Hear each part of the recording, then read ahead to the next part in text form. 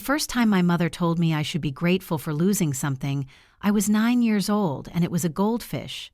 "This is what happens when you love things too tightly, Harper," she said, staring at the cloudy bowl like it had personally offended her.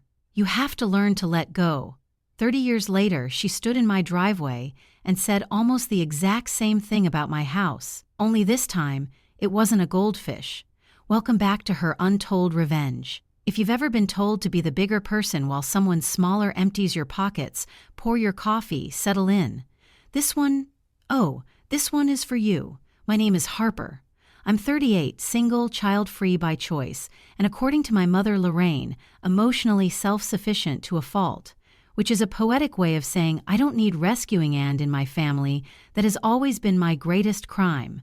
I work as a compliance auditor for a mid-sized financial firm outside Pittsburgh. My entire job revolves around spotting irregularities before they become disasters. I read bank transfers the way some people read horoscopes. I see patterns. I see motives. I see the tiny, quiet shifts that most people ignore. I didn't realize I'd need those skills at home. My sister Denise is 34. She's magnetic, effortlessly pretty, the kind of woman who can cry and make it look like a perfume commercial. She's also perpetually between fresh starts, new apartment, new relationship, new business idea, same unpaid balances. Lorraine has always described Denise as soft-hearted.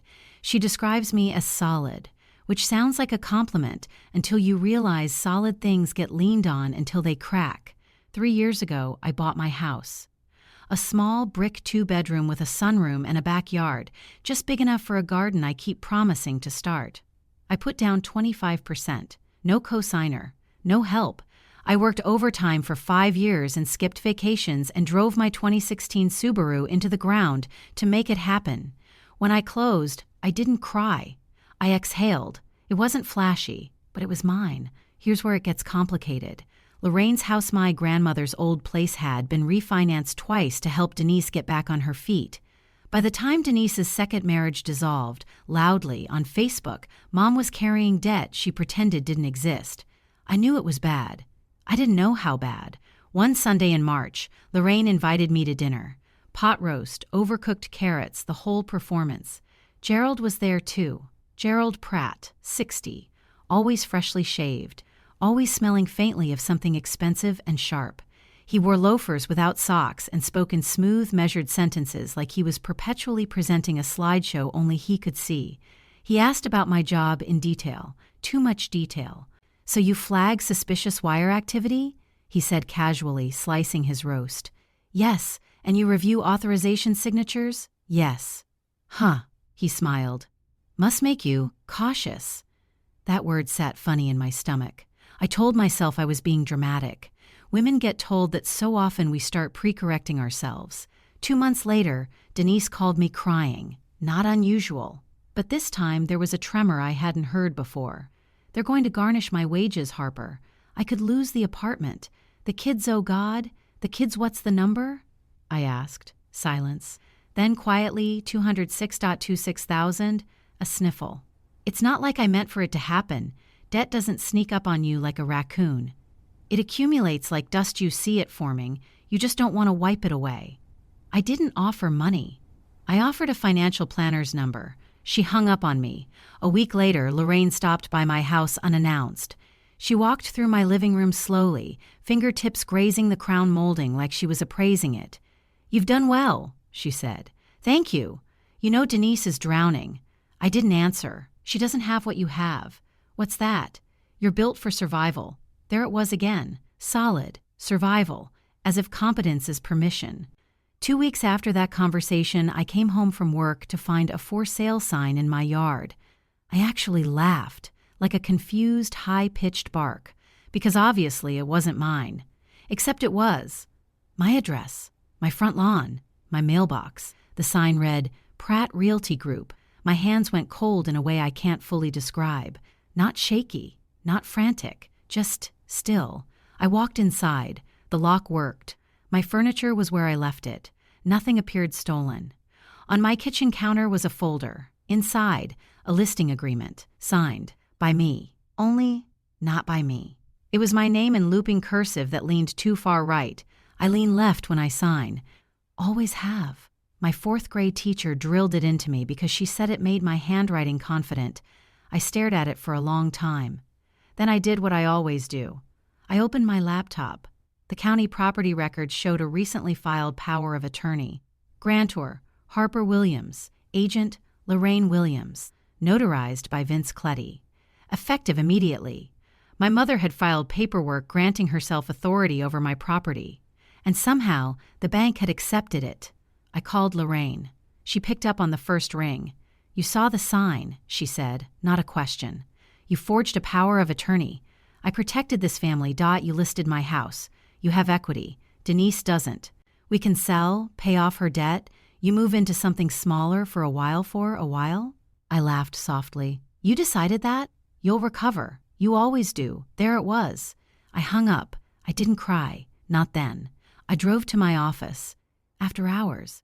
Used my badge to get in. I pulled the filing electronically. Vince's notary seal was valid, but the ID verification section was blank. Amateur. Gerald had a real estate group. Small. Barely operational. And apparently desperate enough to attempt document fraud on the daughter of a compliance auditor. Bold move. The next morning, I filed an emergency revocation of the power of attorney. Then I called Helen Marsh. Helen doesn't waste words. She listened to my explanation and said, "They underestimated you." "Yes, do you want this quiet or loud?" I thought about Denise's tear-streaked face, about my mother's steady tone when she said, "You'll recover." "Precise," I said. We filed an injunction blocking any sale. We notified the brokerage board. We submitted the forged documentation to the district attorney's office. And then we waited. Gerald tried calling 3 times. I let it go to voicemail. His final message, "Harper, this doesn't have to escalate. Families handle things privately. Funny." They didn't consult me when they escalated it. The confrontation happened at Lorraine's house again. Of course it did. That yellow kitchen has seen more manipulation than a chessboard. Denise was there, red-eyed, Gerald pacing, Lorraine sitting ramrod straight like she was about to deliver communion. "You've humiliated us," she began. "No," I said evenly. "You embarrassed yourselves." Gerald tried to pivot. "The paperwork was a misunderstanding. You filed a legal instrument granting authority you didn't have. That's fraud. Vince failed to verify identity. That's misconduct.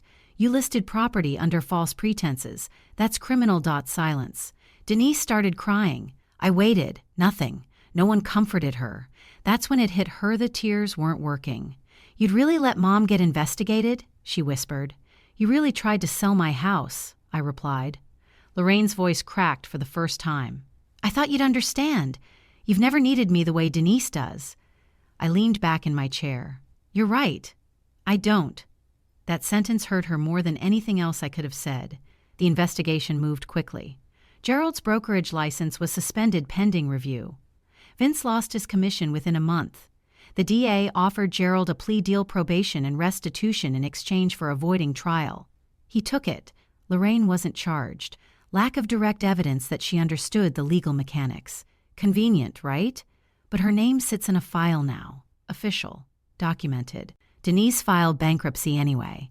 Turns out attempted fraud doesn't erase credit card statements. I changed my locks, installed cameras, set up property alerts. And then I did something unexpected. I refinanced not because I had to, but because I wanted every document freshly issued, airtight, clean. I wanted no trace of their fingerprints left on anything connected to me. The day it finalized, I sat in my sunroom with a cup of black coffee and let the quiet wrap around me. Lorraine texted once, months later. "I miss my eldest." I typed a response 3 times, then deleted it. Missing someone isn't the same as respecting them.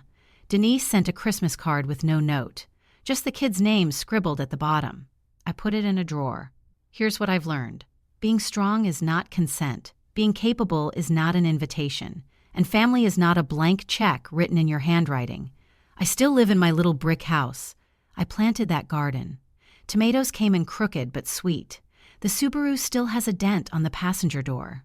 The world didn't collapse when I refused to sacrifice myself. It adjusted. Lorraine and I don't speak. Not out of rage, out of clarity. Gerald sells insurance now, I hear.